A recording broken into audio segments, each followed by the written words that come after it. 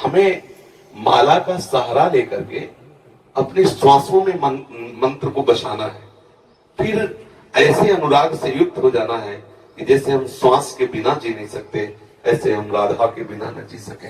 बात यहाँ पहुंचनी ये कम, वो तो मतलब बहिर्मुख वृत्ति में, फिर इसका धीरे धीरे हम अभ्यास अंतर्मुखता के करते हैं। जब अंतर्मुख वृत्ति हो जाती तो सही मानना, माला उठाने की इच्छा नहीं होती, सही मानना।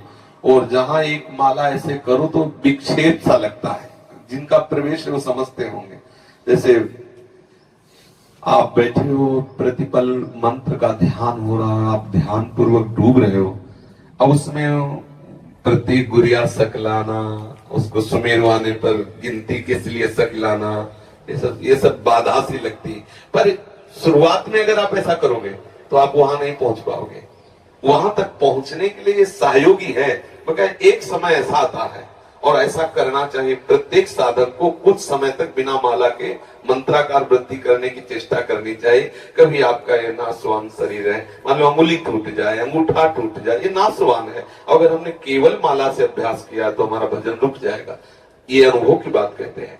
जैसे हमने 50 माला निज मंत्र का जप करने का नियम लिया, तो 50 के बाद जो मन है ना, वो कहता है आज का काम हो गया।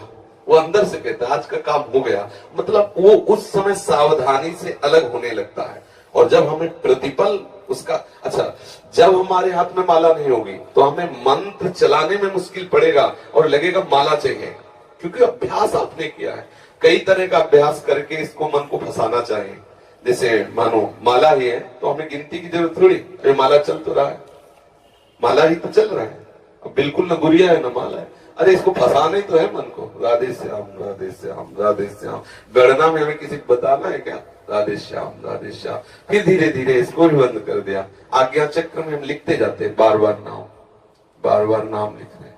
आंख खुला है तो बंद है तो बार बार नाम, एक एक मात्रा, एक एक अक्षर, उसमें हम डूब रहे हैं। अब देखो एकदम आपको एकदम रोमांच हो जाएगा, एकदम शीतलता है। जब मंत्र का तदाकार वृत्ति से 5 मिनट तदाकार हो जाए तो 24 घंटे के लिए बैटरी चार्ज। आप समझ लीजिए, ये मतलब अनुभव की 5 मिनट अगर डूब गए मंत्राकार वृत्ति में, कुछ याद नहीं रहा बाहर, तो 24 घंटे के लिए ऐसा आनंद दे देगा कि मंत्र अपने आप चलने लगेगा।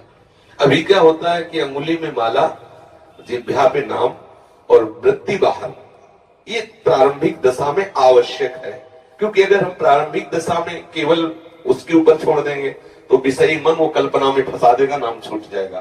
प्रारंभिक दशा में बहुत सहयोगी माला है, माला भगवत स्वरूप है, पर एक स्थिति ऐसी आनी चाहिए कि हम बिना माला के भी भगवान नाम में, प्रियाजू के नाम में, प्रियाजू के रूप में हम डूबे।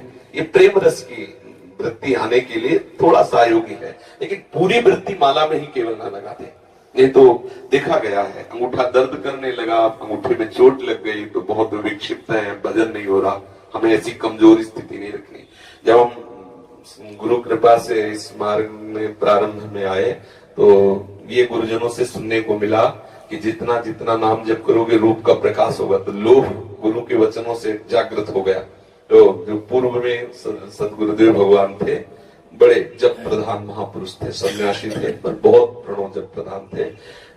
रात्रि के 2 बजे हम जैसे उठते तो देखते जप में बैठे हैं, और दिन में जैसे विश्राम करते तो टहलते हुए आ जाए, उठ बैठ। महाराज जी भी विश्राम कर रहे थे इसलिए लेट गए थे। नहीं, किसान को देखो, वो जंगलों में जैसे गंगा किनारे था ना, कहते किसान को देखो हल जोत रहा, एक अन्न प्राप्त करने के लिए वो विश्राम नहीं कर रहा और गया हल जोतने। तुम बाबा जी बनना चाहते हो, इस समय पढ़े, चलो बैठो। और जब की और फिर उनके वचनों से लोभ हुआ कि नाम जब से, मंत्र जब से प्रभु का रूप आने लगता है तो कहीं ना कहीं आकर्षण तो होता है, तभी इस मार्ग में कोई कदम रखता है। अब उसको अब अगर कोई छू भी बोले तो विक्षेप पड़े।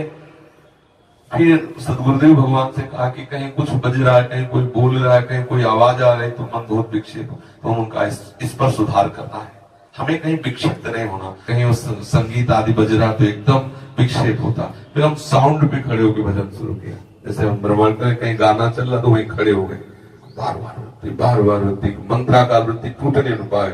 थोड़ी देर परेशानी होती, फिर धीरे धीरे धीरे धीरे टीवी चल रही, बैठे मंत्राकार वृत्ति, उसका चित्र आकर्षित न कर पाए, उसका शब्द आकर्षित न कर पाए, पर समाज है वो हल्ला मचा है, खड़े हो गए बाजार में थोड़ी देर, मंत्राकार वृत्ति धीरे धीरे धीरे सब जगह पास हो गए।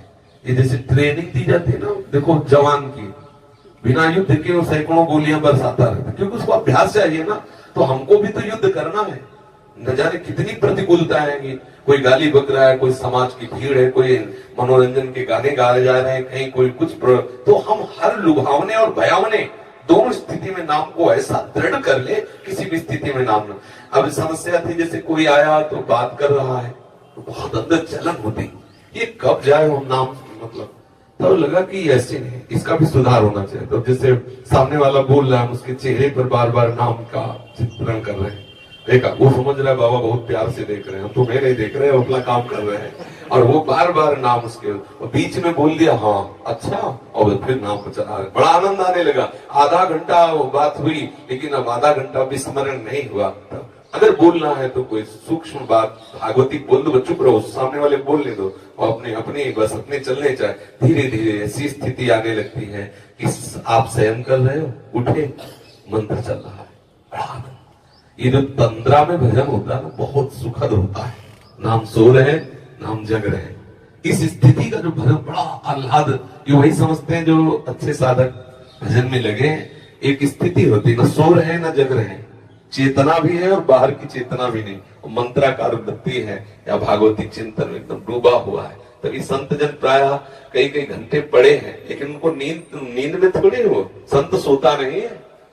जो भागवतिक महापुरुष वो सोते नहीं है, उनका हृदय निरंतर भजन परायण रहता है। आंख मुंदी हुई हो सकता है तुम्हें लगे कि सो रहे, लेकिन वो सो नहीं रहे। हाँ बिल्कुल पक्की बात, अभ्यास में कमी नहीं रखनी चाहिए। माला में गांठ लगी है कि नहीं लगी, उससे क्या होगा। आप दोनों तरह की माला रख लो सिराने, देखो क्या होता है। क्या होता है, माला रखने से केवल काम नहीं चलेगा, अंदर भजन करने से काम चलेगा। हम निरंतर भजन परायण